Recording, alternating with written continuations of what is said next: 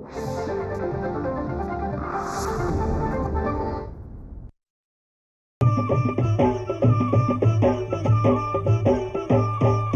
काळी आई धनधान्य देई, ही काळी आई धनधान्य देई, जोडते मनाची नाती आमची माती, आमची माणसं,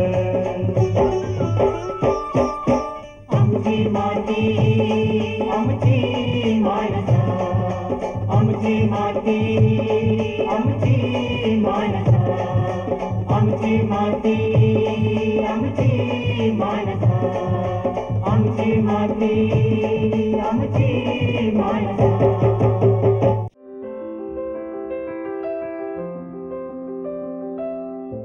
अलीकडील काळात थंड हवामानाच्या देशांप्रमाणेच भारतातही रंगीत सिमला मिरचीच्या मागणीत मोठी वाढ झाली आहे.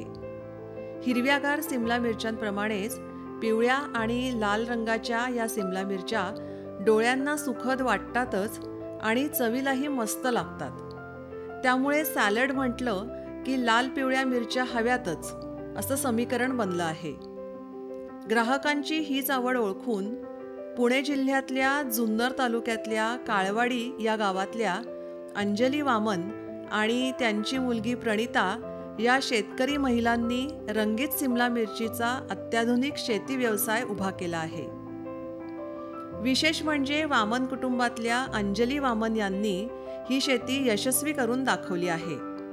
त्यासाठी कुटुंबातल्या सर्व सदस्यांची त्यांना मोलाची मदत होत आहे. शेतकरी महिला दिनानिमित्तानं सादर होणारी त्यांची यशोगाथा आपल्याला प्रेरणा देणारी ठरणार आहे. माझं शिक्षण D.Ed होऊन BA आणि MA एक पाठ केलेला आहे मी. आणि त्यानंतर नोकरी करायची ह्या उद्देशाने म्हणजे मिस्टर पण शैक्षणिक क्षेत्रातले तेही शिक्षक आहे, प्राथमिक शिक्षक. ते नोकरी करत होते आणि आमची एक 10 एकर शेती होती घरची. तर ती पूर्ण शेती मी स्वतः हँडल करत होते. आणि हे करत असताना आम्ही जी पारंपरिक पीक पद्धती आहे त्यानुसार आम्ही पीक घेत होतो. परंतु आमच्या दोघांचंही शिक्षण झाल्यामुळे आम्ही थोडं नवीन काही गोष्टी आत्मसात करण्याचा प्रयत्न केला.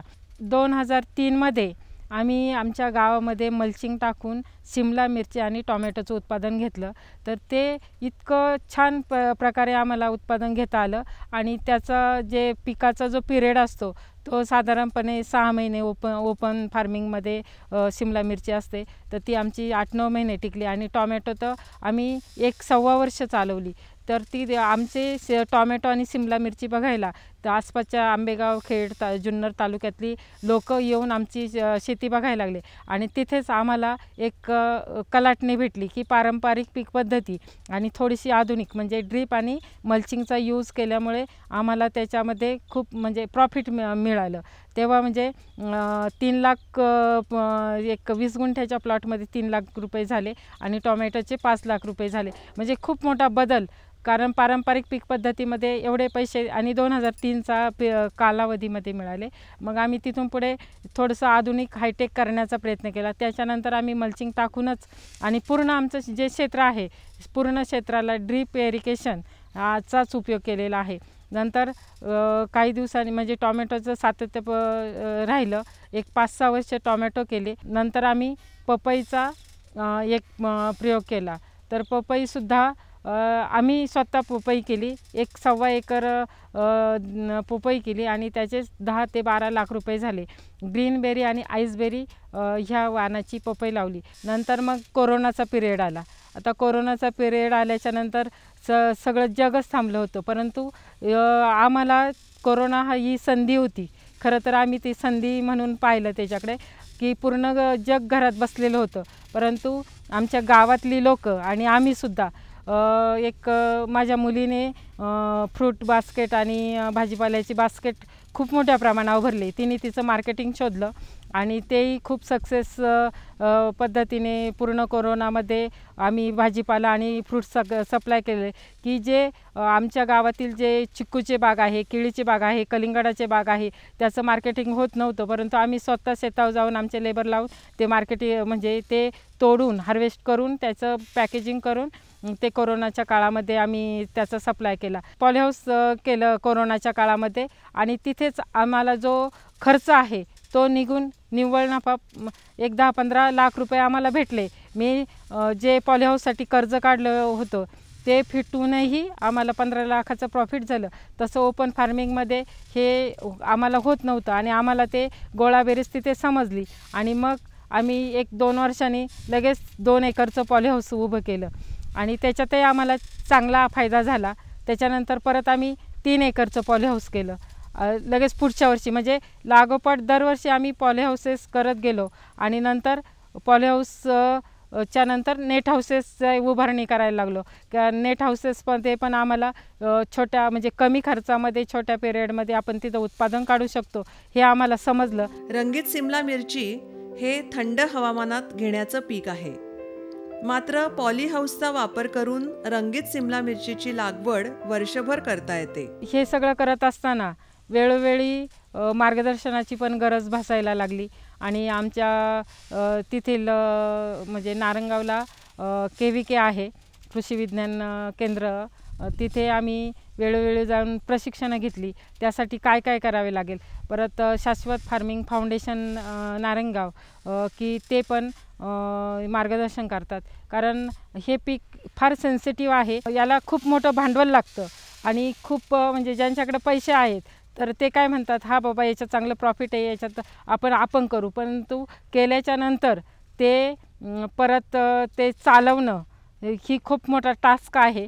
परंतु हे वेळोवेळी, कारण जेव्हा जेव्हा अडचण आली तेव्हा आम्ही त्याच्यावरची प्रशिक्षणं असतील किंवा काही प्लॉट व्हिजिट असतील हे सगळं केलं.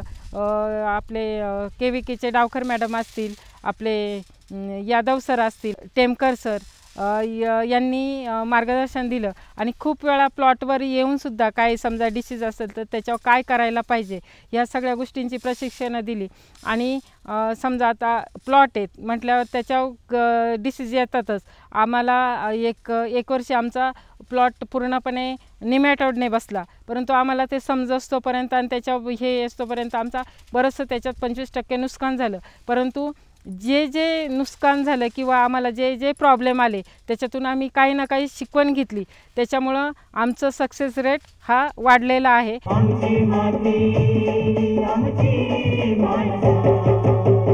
अंजलीताईंनी पारंपरिक आणि आधुनिक शेतीचा मिलाफ केला. त्यांनी शेती करताना मल्चिंग आणि ड्रीप पद्धतीचा वापर केला. पॉलीहाऊसमध्ये तापमान, आर्द्रता आणि सूर्यप्रकाश नियंत्रित होत असल्यानं उत्पादन भरघोस मिळतं आणि पीकही दर्जेदार येतं. मिरची हे पीक असं आहे की फार कमी पाणी लागतं त्याला, तर हे कमी पाण्यासाठी आपण मल्चिंगचा उपयोग करतो. मल्चिंग आणि आमचा जो एरिया आहे तिथं पाणी पण कमी आहे, तर आम्ही कमी पाण्यामध्ये जास्त प्रमाणात उत्पादन कसं घेता येईल त्यासाठी पूर्ण शेतीला आम्ही ड्रीप इरिगेशन केलेलं आहे.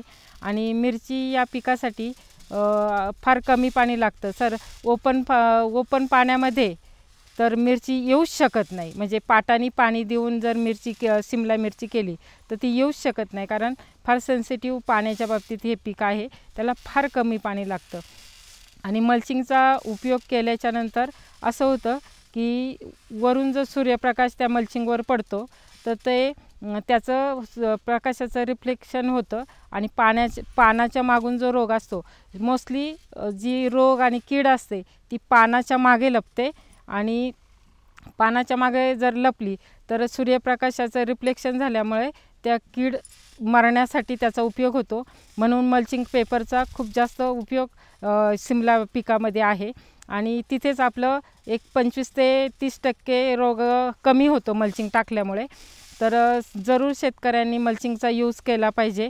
आणि मल्चिंग पेपरच्या वापरामुळे आपण कमी पाणी दिलं तरी पाण्याचं बाष्पीभवन होत नाही आणि ते कमी पाण्यामध्ये जास्त उत्पादन आपण घेऊ शकतो. बाष्पीभवनाचा वेग तिथं कमी होतो, वरच्यावर पाणी द्यावं लागत नाही. 2 दिवसांनी अर्धा तास ह्या पिकासाठी आपण पाणी देतो. आणि मल्चिंगचा हा सर्व उपयोग असताना ड्रीप इरिगेशन पण महत्त्वाचं आहे. कारण ड्रीपमधून आपल्याला समजतं की पाणी आपण झाडाला किती गेलं, आपलं किती अर्धा लिटर गेलं का 1 लिटर गेलं, हे आपल्याला ड्रीप इरिगेशनमुळे समजतं. जर ओपनला पाणी असेल तर आपल्याला समजणार नाही त्याला किती पाणी देतं. आणि याला मोजूनच पाणी गेलं पाहिजे, कारण जास्त पाणी दिलं तर वेल्टिंग हा खूप मोठा भयंकर याच्यामधला रोग आहे आणि मग तो येत नाही. त्याच्यासाठी ड्रीप इरिगेशन केलं पाहिजे. आता ड्रीप इरिगेशन आणि मल्चिंग जरी केलं तरी आपल्या जमिनीचं माती परीक्षण केलेलं पाहिजे. कारण सिमला मिरचीसाठी आणि आपल्या जमिनीच्या मातीमध्ये काय काय घटक उपलब्ध आहे आणि आपण त्याला काय काय दिलं पाहिजे. समजा आपली चुनखडीची माती आहे की काळी माती आहे की मुरमाची माती आहे की पाण्याचा निचरा होणारी माती आहे की पाणी धरून ठेवणारी माती आहे. आज आम्ही 20 एकरवर गेलेलो आहोत, तर प्रत्येक ठिकाणचा प्लॉट वेगळा वेगळा आहे. तर त्याचं प्रत्येकाचं माती परीक्षणसुद्धा तितकंच महत्त्वाचं आहे. त्यानुसार आपण त्या खताच्या शेड्यूलमध्ये काय काय घातलं पाहिजे हे आपल्याला माती परीक्षण केल्यामुळे कळतं. हे माती परीक्षण आम्ही KVK आमचं नारंगाव कृषी विज्ञान मंडळ आहे त्याच्यामध्ये करतो. अंजलीताईंना शेती व्यवसायात त्यांच्या दोन्ही मुलांची मोलाची साथ लाभली आहे. मुलगी प्रणिता हिनं कृषी विषयातली पदवी घेऊन घरच्या शेतीचा विकास करायला मदत केली. रंगीत सिमला मिरचीचं पॉली हाऊस उभारण्याची कल्पना प्रणितानंच प्रथम मांडली.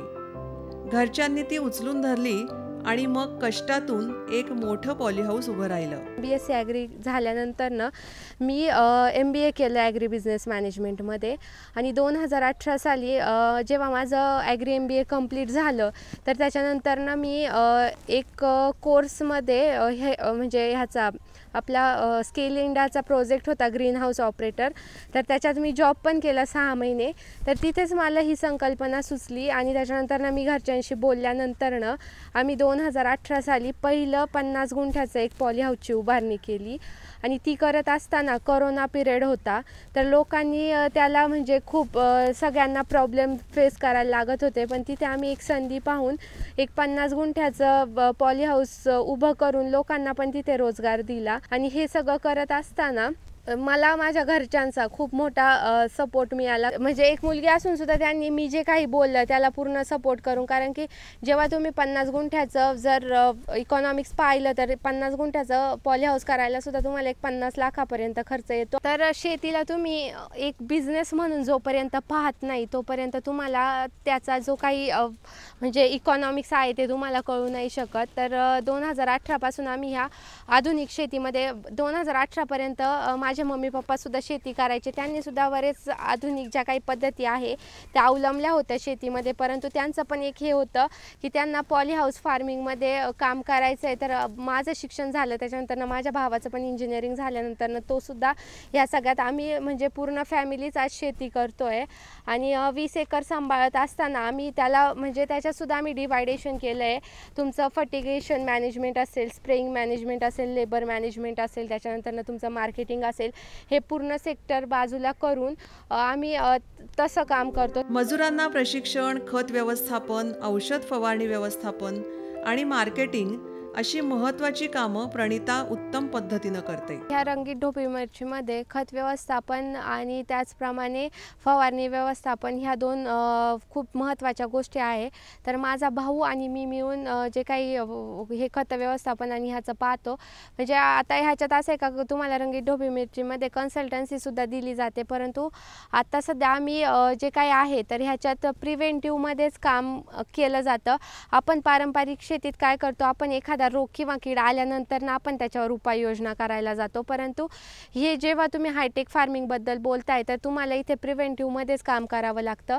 आणि तर त्याच्यामध्ये आपण थ्रिप्स असेल, माईट असेल, त्याच्यानंतर जे काही बुरशीजन्य रोग असतील ह्याचे सगळ्याचे आपण प्रिव्हेंटिव्हमध्येच स्प्रे काढतो, जेणेकरून तुमच्या पिकाला कुठल्याही पद्धतीचं म्हणजे त्याला कुठल्याही पद्धतीचं त्याच्यात क्वालिटीमध्ये इश्यू येणार नाही.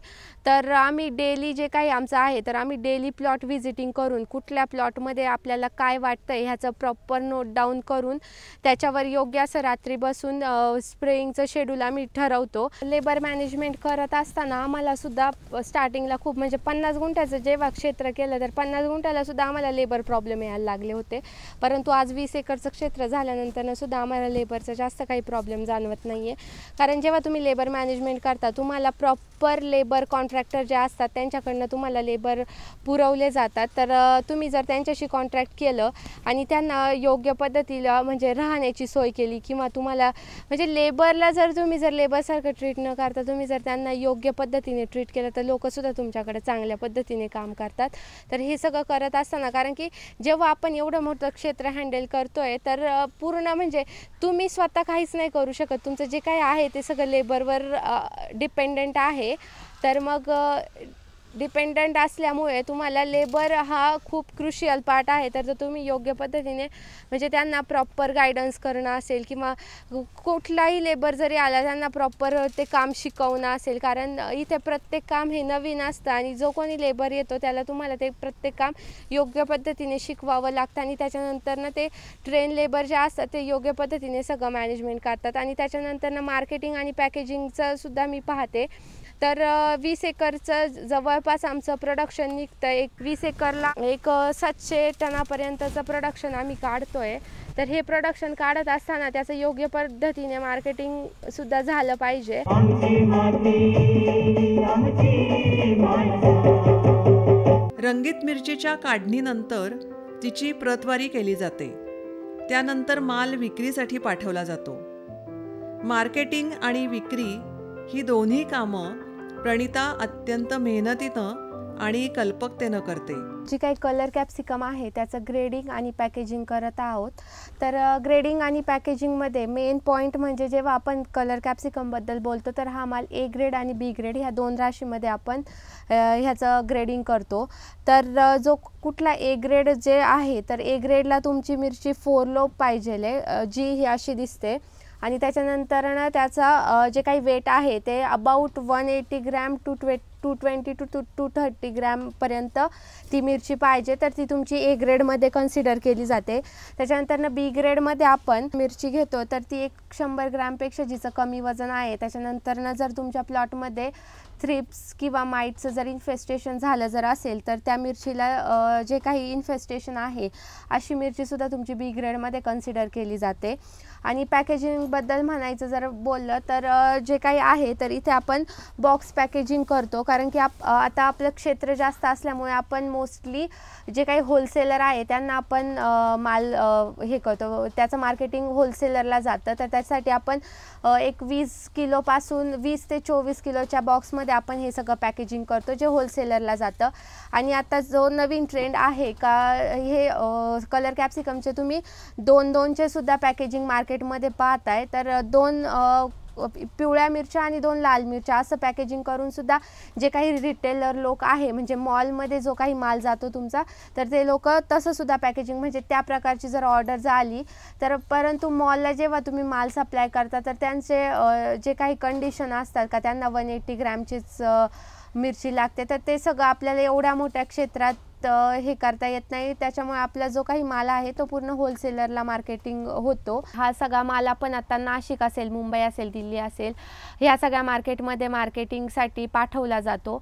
तर लोकल मार्केटला सुद्धा याची खूप मोठ्या प्रमाणात मागणी आहे. आजच्या ह्याच्यात मेन म्हणजे जे कलर कॅप्सिकम आहे त्याला खूप जास्त इन्फेस्टेशनचा प्रॉब्लेम झाल्यामुळे ह्याच्याकडे म्हणजे हे पिकवण्यासाठी लोक थोडीशी कमी झालेले आहेत. तर लोकल मार्केटला सुद्धा बऱ्यापैकी ह्याला स्कोप आहे. आणि जर तुम्ही दिल्लीसारखं जर मार्केट जर म्हणत जर असाल तर तिथे सुद्धा ह्याला खूप जास्त स्कोप आहे. बाहेर जो काही माल पाठवतो म्हणजे दिल्ली मार्केटसाठी तर त्याच्यासाठी एक 60 to 70% कलर आल्यानंतरच आपण तो हार्वेस्टिंग करतो आणि त्याचं पॅकेजिंग आपण 15 ते 16 किलोच्या बॉक्समध्ये. आणि जेव्हा तुम्ही बाहेरच्या मार्केटसाठी माल पाठवताय तर तुमचे बॉक्सची जी काय आहे तर ते सुद्धा 5 to 6 प्लायच्या पुढचेच बॉक्स आपण वापरतो. कारण तो माल तुमचा 2 ते 3 दिवस ट्रान्सपोर्टेशनमध्ये राहतो, तर त्याच्यामुळं जे काही खराब व्हायचे चान्सेस आहेत ते जास्त असतात. तर मालाला पूर्ण प्रोटेक्शन मिळण्यासाठी तुम्हाला बॉक्सची पण क्वालिटी चांगली आणि लोकल मार्केटसाठी तुम्ही थोड्या कमी प्रतीचे सुद्धा बॉक्स वापरू शकता, कारण की तिथे तुम्ही एक दिवसच तो जे काय आहे ते ट्रान्सपोर्टेशनमध्ये ठेवता आणि एक 70-80-90% माल 80 ते 90% माल आपण लोकल मार्केटसाठी हार्वेस्टिंग करतो. अंजली वामन या शेतीचं व्यवस्थापन करता करता गावाच्या भल्यासाठीही कार्य करतात. 2 टर्म मला सरपंचपद मिळालं. या सरपंच पदाच्या माध्यमातून राजकारण न करता समाजकारण करण्याचा प्रयत्न केला आणि यामधून खूप जास्त महिला सबलीकरण करण्याचा प्रयत्न केलेला आहे. महिलांसाठी खूप अशी प्रशिक्षणं घेतली. त्यामध्ये ड्राय व्हेजिटेबलचं प्रशिक्षण असेल, टोमॅटो केचपचं प्रशिक्षण असेल, महिलांचं सिलाई उद्योगचं प्रशिक्षण असेल, फ्रूट प्रोसेसिंगचं प्रशिक्षण असेल, असे अनेक प्रकारचे महिलांना प्रशिक्षणं दिली. अंजलीताईंच्या प्रयत्नानं आणि गावकऱ्यांच्या सहकार्यामुळे काळवाडीला आदर्श गावाचा पुरस्कार मिळाला आहे. स्वतः अंजली वामन यांनाही आदर्श सरपंच पुरस्कार मिळाला आहे. मला तो ग्रामोन्नती कृषी सन्मान पुरस्कार KVKचा तो मिळाला. त्याचबरोबर मी सरपंच असताना आदर्श सरपंच पुरस्कारही मिळाला आणि गावाला हे छोटे छोटे बारीक सारीक गोष्टी करत असताना गावालाही अनेक पुरस्कार जिल्ह्याचे भेटले, विभागस्तर भेटले आणि राज्यस्तराचे पण अनेक पुरस्कार भेटले. आणि ग्रामविकास आणि कृषी विकास हा आमच्या गावामध्ये हातात हात घालून चाललेला आहे आणि दोन्हीकडेही पण छान असं काम चाललेलं आहे. गावातले शेतकरी पण खूप चांगलं काम करतात आणि आमचं गाव हे आदर्श गाव काळवाडी आहे. एक महिला सक्षम असेल तर सगळं कुटुंबच सक्षम होतं आणि कुटुंब सक्षम असेल तर समाजाला सक्षम करण्यासाठी ते मदत करतं. याचं आदर्श उदाहरण म्हणजे अंजली वामन आणि त्यांचं कुटुंब. अंजलीताई वामन ह्या अशा महिला आहेत की ज्या स्वतः हायटेक ॲग्रिकल्चर म्हणजे जसं की पॉली हाऊस असेल, शेडनेट हाऊस असेल, याच्यात सिमला मिरचीचं फार मोठ्या प्रमाणावर उत्पादन घेतात. आणि जर विचार केला तर जवळजवळ 7 एकर पॉली हाऊस आणि 11 एकर शेडनेट हाऊस असं जवळजवळ 18 एकर शेती जी आहे त्या स्वतः सांभाळतात. हे सांभाळत असताना याच्यामध्ये त्यांची मुलगी प्रणिता वामन ही सुद्धा म्हणजे की बऱ्याचदा आपण काय करतो की आपल्या मुलांना शिकल्यानंतर कुठेतरी बाहेर नोकरीला किंवा याचा आग्रह धरला जातो शेतकरी कुटुंबामध्ये, परंतु ह्या ताई अशा आहे की त्यांनी आपली BSc ॲग्रिकल्चरमध्ये ग्रॅज्युएट झालेल्या मुलीलासुद्धा शेतीमध्ये आपलं करिअर करायला लावलं. आणि अशी ही फॅमिली याच्यामध्ये म्हणजे मुलगा असेल, आई असेल, ह्या दोघी महिला म्हणजे आपण जेव्हा शेतकरी महिला दिवस म्हणतो तर सगळीकडे एक कर्तृत्वान महिलेचं, शेतकरी महिलेचं सगळीकडे कौतुक होत असतं. तर अशाच एक अंजलीताई वामन ह्या याच्यामध्ये आहेत की यांचं कर्तृत्व शेतीमध्ये खरंच फार मोठं आहे. एक सुशिक्षित महिला आपल्या मेहनतीच्या जोरावर विविध क्षेत्रात उत्तुंग भरारी घेऊ शकते याची उदाहरणं समाजात दिसत असतात. मात्र शेती व्यवसाय स्वतःच्या बळावर यशस्वी करून दाखवणाऱ्या मोजक्या महिला समाजात आहेत. अंजली वामन आणि प्रणिता वामन काशीद या त्यांपैकीच आहेत. पारंपरिक आणि आधुनिकतेचा मेळ घालून उत्तम शेती करण्यासाठी आज त्या इतर महिलांच्या प्रेरणास्रोत बनल्या आहेत.